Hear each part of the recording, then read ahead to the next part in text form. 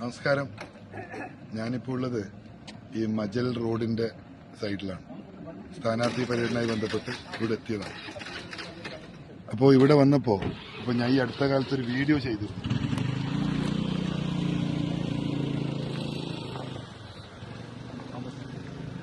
ഈ അടുത്ത കാലത്ത് ഞാനൊരു വീഡിയോ ചെയ്തിരുന്നു.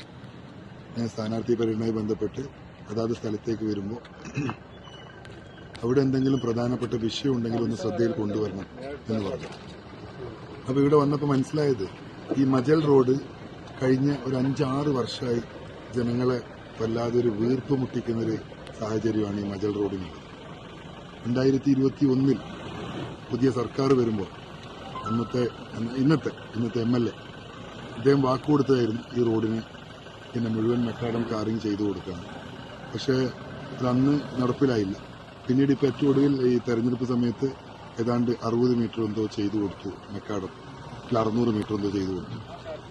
ഏകദേശം 2.5 കിലോമീറ്റർ നീളമുള്ള ഈ റോഡ്, അതുപോലെ KSRTC ബസ് റൂട്ട് അടക്കം ഉണ്ടായിരുന്ന റോഡ്, ഈ റോഡിന്റെ ഈ അവസ്ഥ കാരണം ബസ് റൂട്ട് അടക്കം ക്യാൻസലായിട്ടാണ്. അപ്പോൾ ഇവിടുത്തെ നാട്ടുകാർ ആവശ്യം എന്ന് പറയുന്നത് നമ്മൾ ജയിച്ചു വരികയാണെങ്കിൽ ഇവർക്ക് ഈ റോഡിന്റെ കാര്യത്തിൽ ഒരു ഉറപ്പ് വേണമെന്ന്. ഞാനൊരിക്കലും അത്തരം ഉറപ്പ് കൊടുക്കാൻ ഞാൻ താല്പര്യപ്പെടുന്നില്ല. പക്ഷെ ഒറ്റൊരു വാക്ക് മാത്രമേ എനിക്ക് പറയാൻ പറ്റും. നാടിന്റെ ആവശ്യമനുസരിച്ച് നാട്ടിലെ ജനങ്ങളോടൊപ്പം തീർച്ചയായും ഞാൻ നിന്നിട്ടുണ്ട്, ഇനിയും നിൽക്കും, നാളെയും നിൽക്കും. ആ ഒരു ഉറപ്പ് മാത്രം എനിക്ക് നിങ്ങൾക്ക് തരാൻ പറ്റും. നിങ്ങളോടൊപ്പം ഞാനുണ്ട്.